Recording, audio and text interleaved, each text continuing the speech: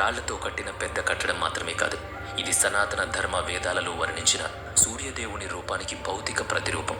రాజు నరసింహదేవ ప్రథముడు దీన్ని కళింగ వాస్తుశిల్ప శైలిలో అత్యున్నత స్థాయికి తీసుకువెళ్ళాడు. గుడి మొత్తాన్ని అందమైన భారీ రథం ఆకారంలో రూపొందించారు. ఈ రథం ఆధారంగా రాళ్లను చెక్కి 12 జతల అంటే మొత్తం 24 చక్రాలను తయారు చేశారు. ఈ 24 చక్రాలు సంవత్సరంలోని 12 నెలలకు ప్రతీక. ఇందులో ప్రతి చక్రం కాలచక్రాన్ని సూచిస్తుంది. ఆశ్చర్యకరమైన విషయం ఏంటంటే ఇవి కేవలం అలంకారం కోసం ఏర్పాటు చేసినవి కావు. ఇవి ఖచ్చితమైన సమయాన్ని చూపే పరికరాలు. ప్రతి చక్రంలో 16 ఆకులుంటాయి. అందులో 8 పెద్దవి, 8 చిన్నవి. ఈ ఆకుల మధ్య ఉన్న ఖాళీ, వాటి నీడ నేటికి రోజులో 8 జాములను 24 గంటలను ఖచ్చితంగా వివరిస్తుంది. ఈ 8 పెద్ద ఆకుల మధ్య 3 గంటల వ్యవధి ఉంటుంది. ఇది మొత్తం 24 గంటల చక్రాన్ని పూర్తి చేస్తుంది. దీన్ని అపసవ్య దిశలో అంటే ఎడమ వైపు నుంచి చదువుతారు. పైన ఉన్న పెద్ద ఆకును 12 గంటలుగా తీసుకుంటే అపసవ్య దిశలో దానికి ముందు ఉన్న చిన్న ఆకు వద్ద సమయం 1:30 అవుతుంది. అలాగే ఈ రెండింటి మధ్య ఉన్న ఖాళీలో ఇంకా చిన్న చిన్న ఆకులు కూడా ఉన్నాయి. ప్రతి చిన్న ఆకు 3 నిమిషాల సమయాన్ని సూచిస్తుంది. ఎవరైనా ఈ రథచక్రం మధ్యలో వేలు పెడితే దాని నీడను చూసి ఖచ్చితమైన సమయాన్ని సులభంగా చెప్పొచ్చు. ఈ అద్భుతమైన రథాన్ని లాగడానికి ముందు వైపు 7 శక్తివంతమైన గుర్రాలను చెక్కారు. ఈ 7 గుర్రాలు వారంలోని 7 రోజులకు ప్రతీక. ముఖ్యంగా సూర్యరశ్మిలో ఉండే 7 రంగులకు ఇవి ప్రతీకలు. ఇక్కడ విజ్ఞాన శాస్త్రానికి చరిత్రకు మధ్య ఒక పెద్ద భేదం కనిపిస్తుంది. ఐజాక్ న్యూటన్ 1666లో పట్టకం ద్వారా కాంతిలోని 7 రంగులను కనుగొన్నాడని ఆధునిక విజ్ఞాన శాస్త్రం నమ్ముతోంది. కానీ 13వ శతాబ్దంలో నిర్మించిన ఈ గుడి ఇంకో సత్యాన్ని చెబుతోంది. మన పూర్వీకులకు న్యూటన్ కంటే 400 సంవత్సరాల ముందే ఈ శాస్త్రీయ నిజాలు తెలుసు.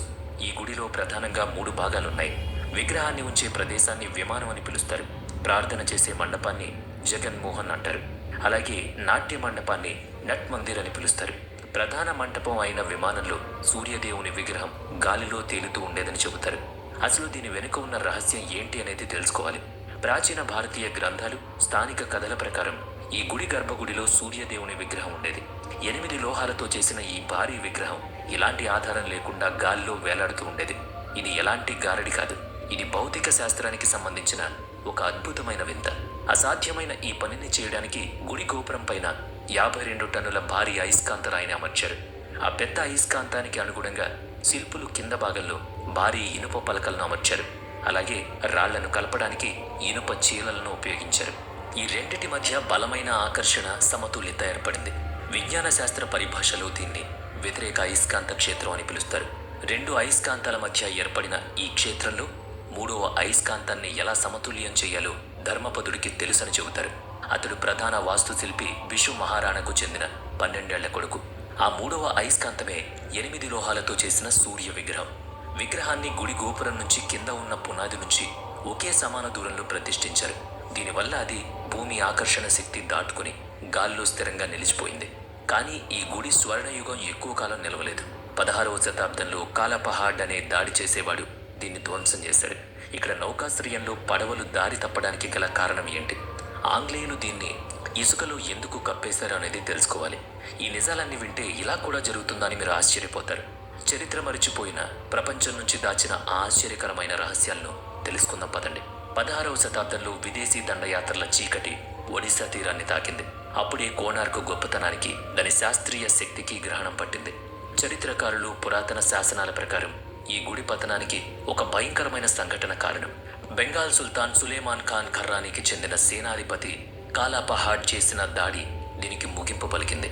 కాలాపహాడ్ 1568వ సంవత్సరం చుట్టుపక్కల కాలంలో ఒడిశాలోని అనేక ముఖ్యమైన దేవాలయాలను లక్ష్యంగా చేసుకున్నాడు. వాటిలో పూరీ జగన్నాథుడి గుడి, కామాఖ్యాదేవి గుడితో పాటు కోణార్క్ సూర్య దేవాలయం కూడా ఉన్నాయి. జగన్నాథుడి గుడికి చెందిన చారిత్రక గ్రంథం మాదాల పంజిలో ఈ దాడి గురించి ఒళ్ళు గగురు పొడిచే విషయాలున్నాయి. కాలాపహాడ్ పుట్టుకతో ఒక పవిత్రమైన వైష్ణవ బ్రాహ్మణుడని చెబుతారు. అతని అసలు పేరు రాజీవ్ లోచన్ రాయ్ లేదా కాలాచంద్ రాయ్. అతడు సుల్తాన్ కూతురు గల్నాద్ను ప్రేమించాడు. ఆమెను పొందడం కోసం ఇస్లాం మతాన్ని స్వీకరించాడు.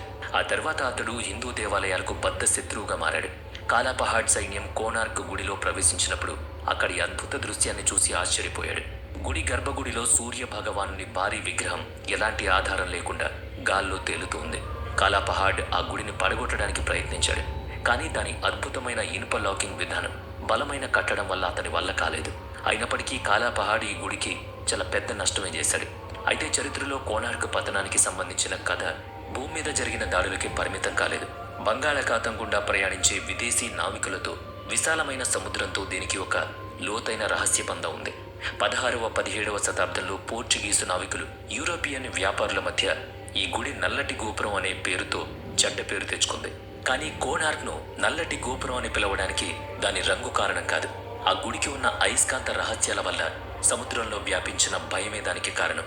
నేను మీకు ముందే చెప్పినట్టుగా గుడి గోపురం పైన 52 టన్నుల భారీ అయస్కాంత రాయిని అమర్చారు. అది ఎంత శక్తివంతమైందంటే దాని ప్రభావం సముద్రంలో అనేక కిలోమీటర్ల మేర వరకు ఉంది. ఆ కాలపు పోర్చుగీస్ నావికుల కథనాల్లో, వారి డైరీలో ఒక విషయం రాసింది. వారి పడవలు కోణార్క్ తీరం గుండా వెళుతున్నప్పుడు వారి దిక్సూచులు పనిచేయడం మానేసేవి. అయస్కాంత ఆకర్షణ వల్ల ఆ దిక్సూచి ముళ్ళు ఇష్టం వచ్చినట్టు తిరుగుతూ ఉండేది. దీనివల్ల పడవలు దారి తప్పేవి. అంతేకాకుండా ఈ అయస్కాంత శక్తి పడవల్లోని ఇనుప భాగాలను తన వైపుకు బలంగా లాగేది. ఆ ఆకర్షణ వల్ల పడవలు అదుపు తప్పేవి, ఒకదాన్నొకటి ఢీ కొట్టేవి. సముద్ర వ్యాపారంలో జరుగుతున్న ఈ భారీ నష్టం, వరుస పడవ ప్రమాదాలు విదేశీ వ్యాపారుల మనసులో ఈ గుడి పట్ల భయాన్ని పెంచాయి. తమ భద్రత కోసం, పడవల ప్రయాణ వ్యవస్థను కాపాడుకోవడం కోసం పోర్చుగీసు నావికులు ఒక సాహసోపేతమైన నిర్ణయం తీసుకున్నారు. చారిత్రక ఆధారాల ప్రకారం వాళ్ళు గుడిపై దాడి చేశారు. దాని గోపురం పైన ఉన్న ఆ శక్తివంతమైన అయస్కాంతాన్ని తొలగించారు. ఆ అయస్కాంతాన్ని తీసేస్తే సముద్రంలో తమ పడవలు సురక్షితంగా ఉంటాయని నమ్మారు. వాళ్ళు అయస్కాంతాన్ని తమ పడవలో వేసుకుని తమ దేశానికి తీసుకువెళ్ళడానికి ప్రయత్నించారు. కానీ ఈ ఒక్క సంఘటన కోణార్క్ భవిష్యత్తును శాశ్వతంగా మార్చేసింది. ఆ ప్రధాన అయస్కాంత రాయిని తొలగించిన వెంటనే గుడి నిర్మాణం సమతుల్యత దెబ్బతింది. రాళ్లను పట్టి ఉంచిన ఇనుప చీలలు, దాని విధానం తన పట్టును కోల్పోయింది. చూస్తుండగానే ఆ అద్భుతమైన కట్టడం తన స్థిరత్వాన్ని కోల్పోయి కూలిపోయింది. గుడి నిర్మాణం బలహీనపడ్డం, ఆక్రమణదారుల ముప్పు పెరగడం మొదలైంది. అప్పుడు గుడి పవిత్రతను కాపాడడానికి అక్కడి పూజారులు ఒక సాహసోపేతమైన నిర్ణయం తీసుకున్నారు. వినాశనం నుంచి కాపాడడానికి పూజారులు సూర్యదేవుని ప్రధాన విగ్రహాన్ని గుడి నుంచి బయటకు తీసేశారు. దాన్ని చాలా సంవత్సరాల పాటు ఇసుక కింద కప్పేశారు. గుడి నుంచి ప్రధాన విగ్రహాన్ని తొలగించిన వెంటనే అక్కడికి భక్తులు రావడం ఆగిపోయింది. సరైన నిర్వహణ లేకపోవడం వల్ల గుడి నెమ్మదిగా ఒక నిర్మానుష్యమైన శిథిలంగా మారిపోయింది. ఆ తర్వాత కాలంలో భద్రతా కారణాల దృష్ట్యా ఈ పవిత్ర విగ్రహాన్ని పూరికి తీసుకెళ్లారు. అక్కడ జగన్నాథుడి గుడి ఆవరణలో ఉన్న ఇంద్రుని గుడిలో దాన్ని ప్రతిష్ఠించారు. అయితే ఢిల్లీలోని జాతీయ మ్యూజియంలో ఉన్న సూర్య విగ్రహమే కోణార్క్ అసలు విగ్రహమా? ఇది నేటికీ చర్చనీయాంశం. 18వ శతాబ్దం చివరి నాటికి సూర్య భగవానుని ఈ గొప్ప నిలయం దట్టమైన అడవిగా మారిపోయింది. పగటి